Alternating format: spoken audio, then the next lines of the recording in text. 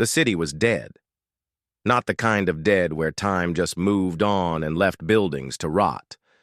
No, this was the kind of dead where something violent had come, torn everything apart, and left the silence behind like a warning.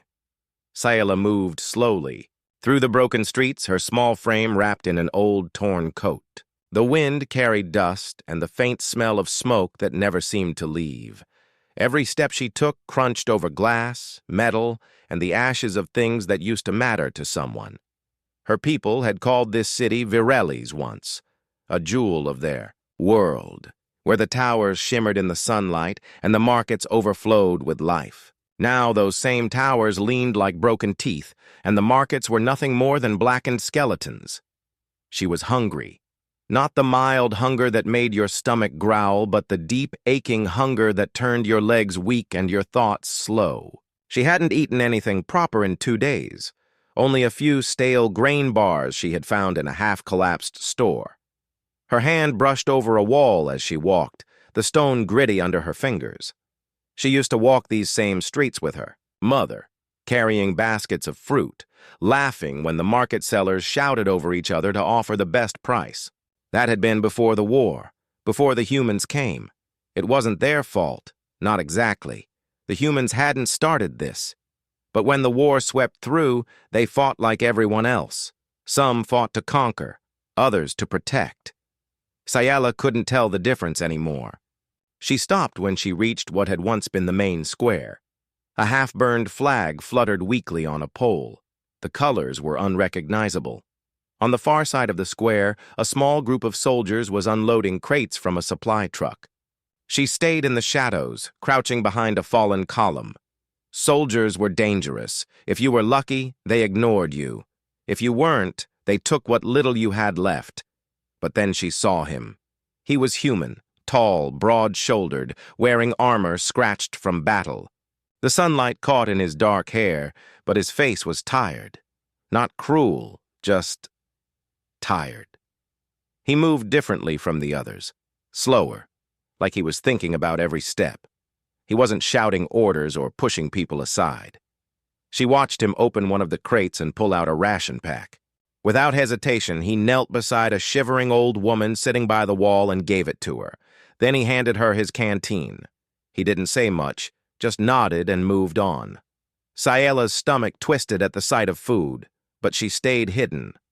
She had learned not to trust strangers, especially strangers with weapons. Then, as if sensing her, the man's gaze shifted. His eyes found her in the shadows. She froze. For a moment, they just looked at each other. She expected him to call out, to order her to come forward, maybe even chase her away. Instead, he walked toward her slowly, his hands open, not reaching for his weapon. When he was close enough, he stopped and crouched down so he wasn't towering over her. Up close, she could see faint lines on his face, the kind that came from years of worry. "You look like you haven't eaten," he said, his voice calm. She didn't answer. He opened his pack, took out another ration and set it on the ground between them. Then he pulled out a thermal blanket. Military issue, silver on one side, fabric on the other, and placed it beside the food. "No trade," he added. "Just take it." She stared at the items, suspicion and need battling in her mind. Her fingers twitched. This could be a trick, but the smell from the ration was too much. She reached out slowly, snatched it, and backed away. The human didn't move. He just gave a small nod, as if to say that was enough, and stood up. "Stay warm," he said before turning and walking back toward the others. Sayala clutched the ration pack like a treasure. Her heart was still pounding, but not from fear alone. Kindness didn't survive in places like this. People were too busy surviving to care about anyone else. And yet, this human had cared. She told herself it didn't mean anything. It was just one moment, one small thing. But as she tore open the ration and tasted real food for the first time in days, she realized it had done something dangerous. It had made her feel a spark, not of trust, not yet, but of something she thought she'd lost a long time ago. hope. The ration pack was gone by morning. Sayela had eaten every bite, even licking the foil clean, something she would have been embarrassed to do years ago. Now she didn't care. Hunger made pride feel like a luxury. The blanket had been harder to accept. She had wrapped it around herself during the night, feeling the strange mix of warmth and weight it gave. For the first time in months, she had slept without shivering. But she kept glancing at it in the morning light, wondering if the human would come back to take it. He didn't. The square was busy again with soldiers moving supplies.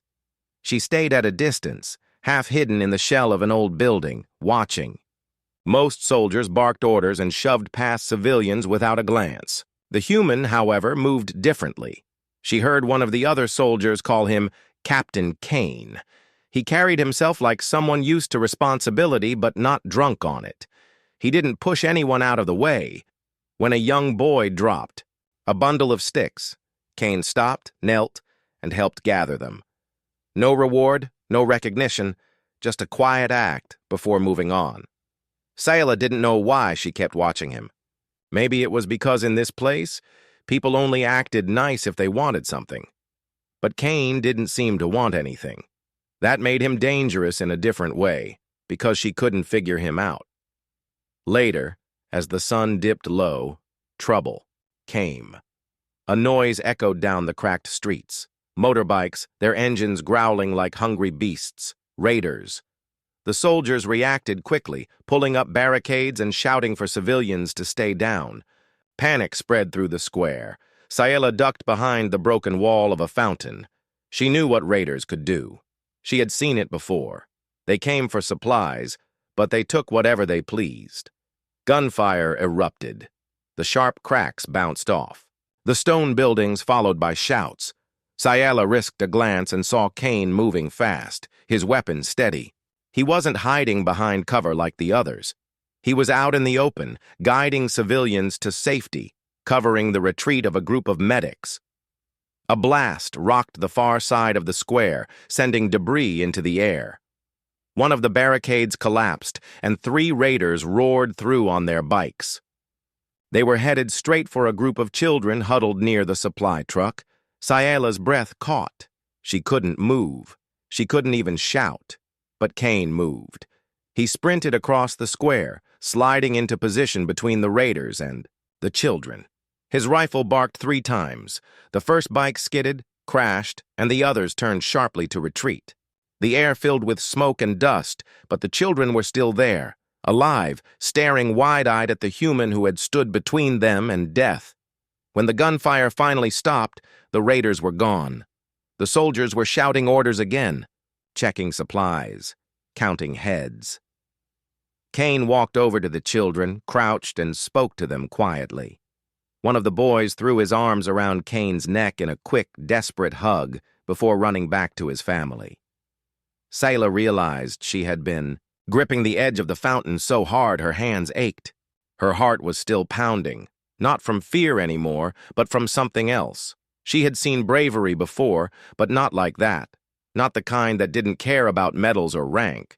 Kane hadn't fought to protect his unit. He had fought to protect people who couldn't fight for themselves. People like her. She stayed hidden until the square began to empty. Then she crept out, her steps slow. Kane was standing alone now, reloading his rifle, his armor coated in dust. He saw her coming and straightened. "You all right?" he asked. She nodded, unsure why her throat felt tight. "Good." He glanced at the blanket draped around her shoulders. "Glad you're using that?" She hesitated, then blurted, "Why?" His brow furrowed. "Why what?" "Why give it to me?" "Why give? Food? You don't know me." Kane looked at her for a long moment. Then he shrugged slightly. "Because you needed it. That's enough." It was such a simple answer, but it didn't feel simple at all. Before she could think of a reply, another soldier called his name. Kane gave her a brief nod and walked away, disappearing into the rows of tents set up near the edge of the square. Sayela stood there for a while, watching the place where he had been. The world around her was still broken. Dusty streets, hungry faces, the constant hum of danger, but for the first time in a long time, she found herself wondering about tomorrow, and she realized something that unsettled her almost as much as it comforted her. She wanted to see him again. The morning after the raid, the air still smelled faintly of smoke. Scifi woke curled inside the blanket, the edges tucked under her, as if she were afraid it might vanish in the night. She sat up slowly, her body stiff from sleeping on the cold stone floor of the half-collapsed shop she'd claimed as shelter. She hadn't seen Kane since yesterday. Part of her told herself that was good. It meant she could go back to surviving alone, without the strange weight of wondering about someone else. But another part of her, the quieter part, kept looking toward the square. By midday, she gave in and wandered back.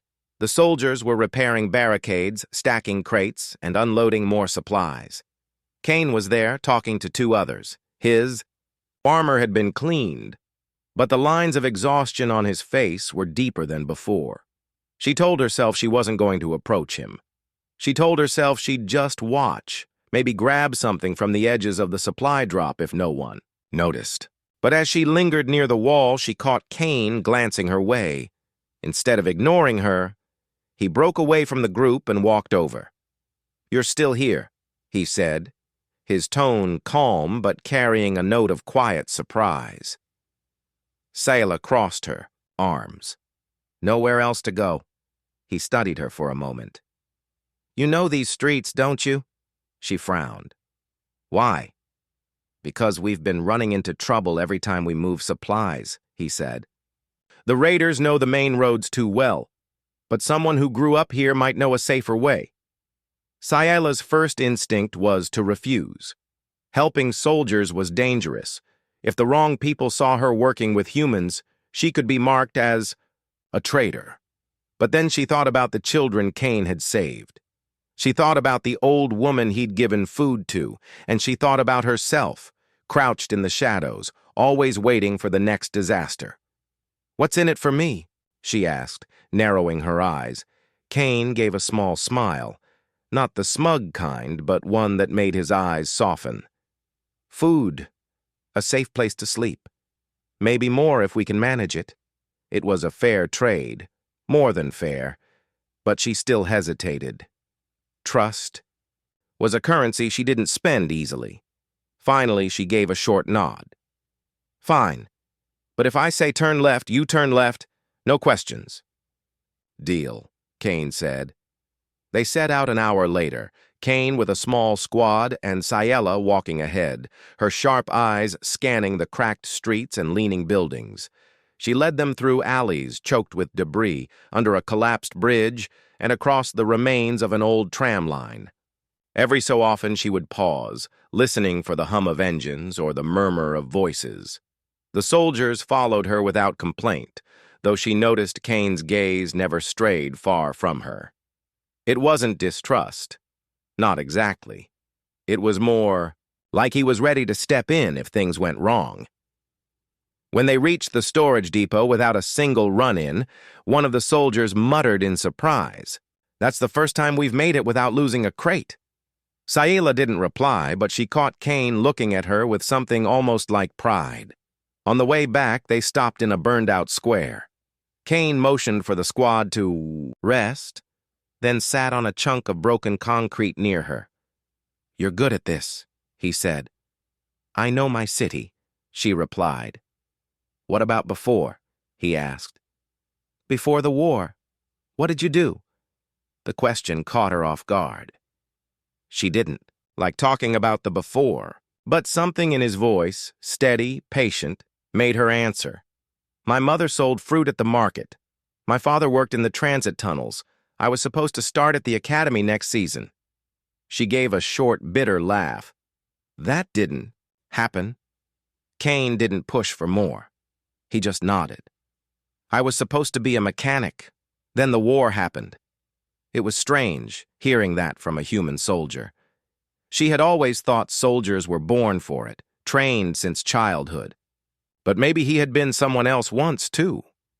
When they finally returned to the main camp, Kane made sure she got a fresh ration and a corner spot in one of the covered tents. It wasn't much, but it was warmer than the shop and didn't smell like burned wiring. As she lay down that night, she realized something. She had walked those streets hundreds of times before, but for the first time since the war began, she hadn't felt like prey. She had felt useful. And maybe, though she hated admitting it, she had begun to trust him. Just a little. Nights in Varelli's were cold and long, the kind of cold that settled into the bones, making every joint ache, the kind of long where minutes felt like hours and the silence seemed to stretch forever.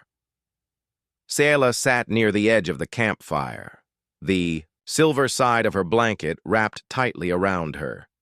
The flames flickered against the ruined walls, throwing shadows that swayed like silent ghosts. A few soldiers were scattered around the fire, quietly eating or cleaning weapons. Kane was there too, seated across from her, turning a small metal object in his hands. It caught the firelight every time it moved. "What is that?" she asked. He looked up, then held it out so she could see. It was a small pendant, round, with a design carved into it that she didn't recognize. "My sister made it," he said. "Back on Earth. Said it would bring me luck." "Does it?" she asked. Kane smiled faintly. "Some days." He didn't ask her to share something in return, but after a long pause, she spoke anyway. "My mother used to make bread in the mornings. The smell would fill our whole street. You could tell which houses had bought from her that day because people would eat it while it was still warm." Kane leaned forward slightly, listening. "Sounds like she was good at it." "She was," Sayla said softly. "Said it was all about patience. You couldn't rush it or it wouldn't rise right." She looked down at the ground, tracing lines in the dirt with her finger. "She used to say the same thing about people. That you have to give them time." The fire popped, sending a burst of sparks into the air. Kane didn't fill the silence that followed.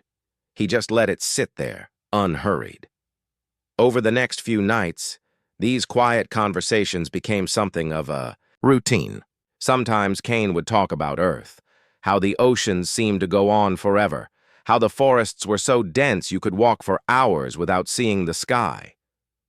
Sayla tried to imagine that much green, that much water.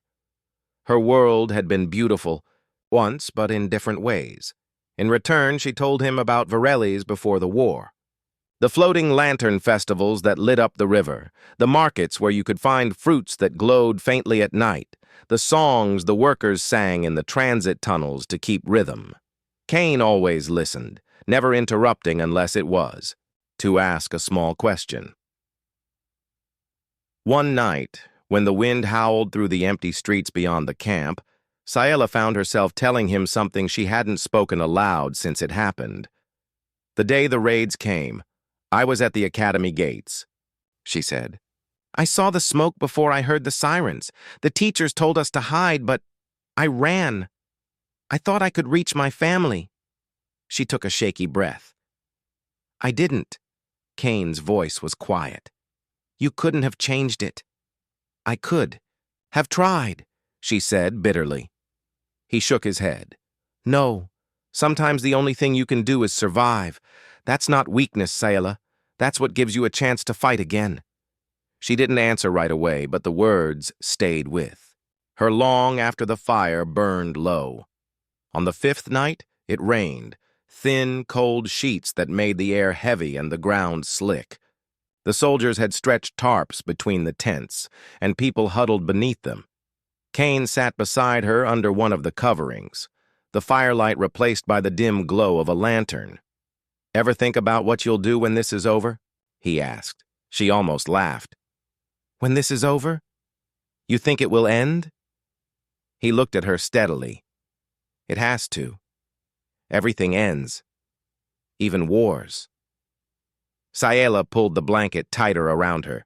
She wanted to believe him. She wasn't sure she could.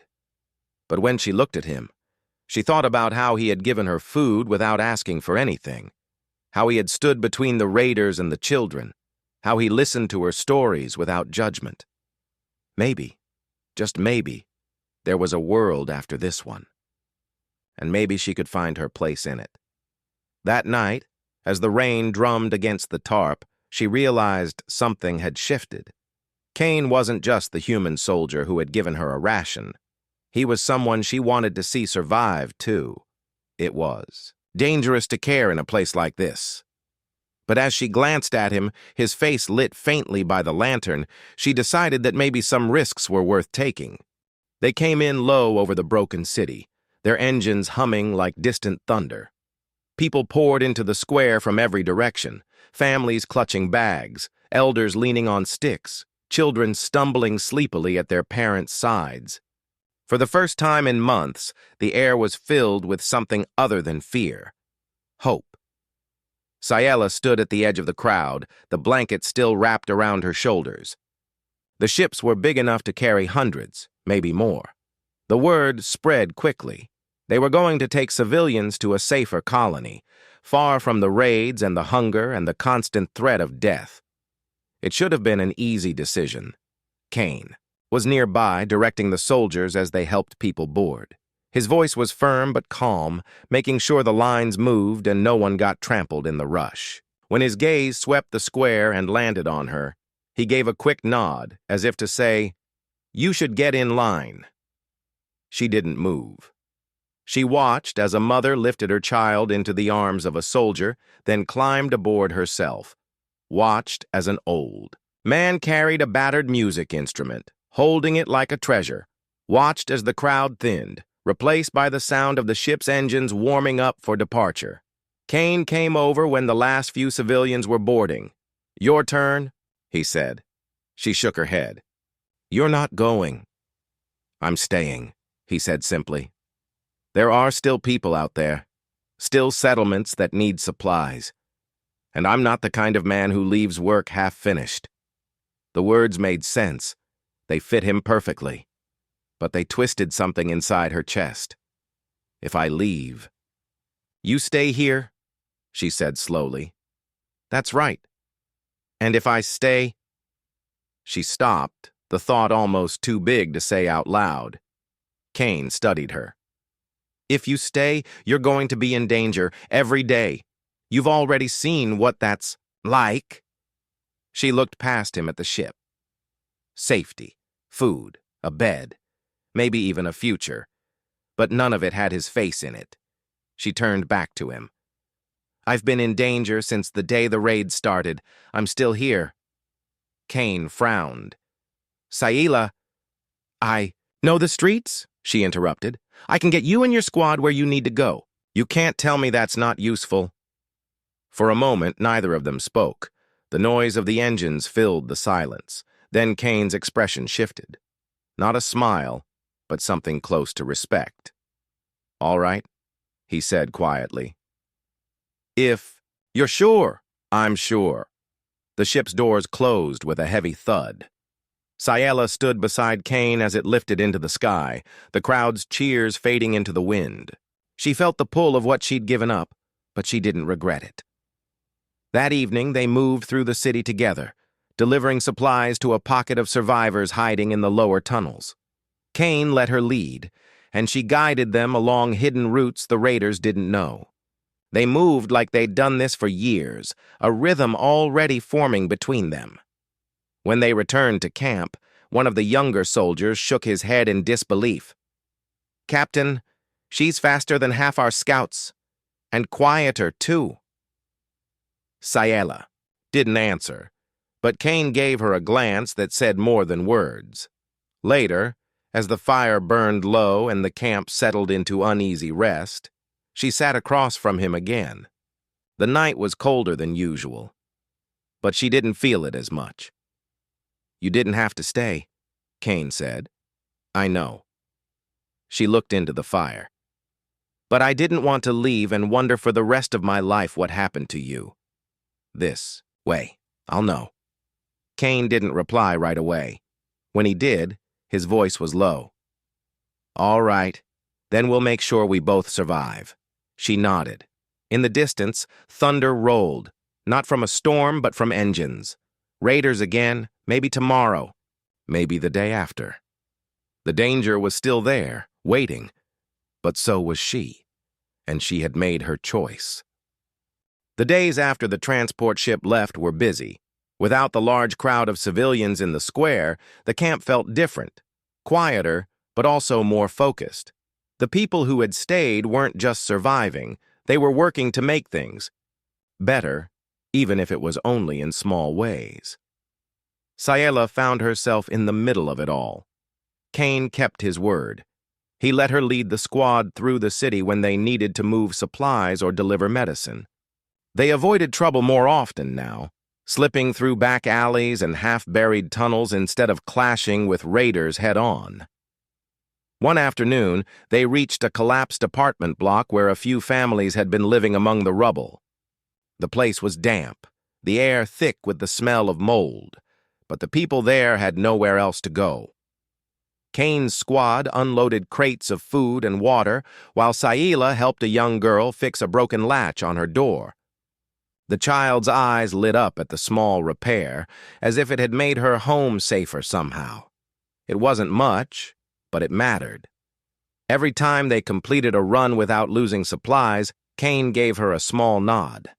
It wasn't loud praise, but it meant more to her than any medal. At night, when the fires burned in the center of camp, people began to gather again, not just to warm themselves, but to talk, to plan. Scifi noticed how Kane always sat close enough to listen, but never tried to take over the conversation unless someone asked for his opinion. That made people trust him more. One evening, Scifi joined him as he sat carving something from a piece of scrap wood. "What are you making?" she asked. "Not sure yet," he said with a small smile. "Sometimes you just start, and it turns into something." She thought about that for a moment. That's what rebuilding is like, isn't it? You start with nothing and hope it turns into something worth keeping. Kane glanced at her, then nodded. "Yeah, that's exactly it." The next day, they found a group of survivors living in an old transit station. The tunnels were dark, the air cold, but the walls were still strong. Kane's squad cleared out debris while Scifi marked safe routes leading there from the camp. Over the next week, more people moved in, and the transit station became a second base, a place where children could play without the constant fear of raiders bursting in. Word spread. People began coming to the camp not just for help, but to offer it. A mechanic from the north side traded his skills for extra food, repairing generators and patching up broken heating units. A group of teenagers offered to run messages between camps, darting through the ruins faster than soldiers could. Scifi saw the change in the people's eyes. They weren't just waiting to be rescued anymore. They were helping themselves. One night, as they returned from a supply run, Kane and Sela paused on a rooftop overlooking the camp. Fires glowed below like tiny stars scattered across the ruins. The wind was cold, but the view made her forget it. "Looks different from up here," she said. "Yeah," Kane agreed. "It's not much, but it's more than it was when I got here." "It's more than it was when I decided to stay," she said quietly. Kane gave her a sideways glance. "Do you regret that choice?" She shook her head. "Not even for a second."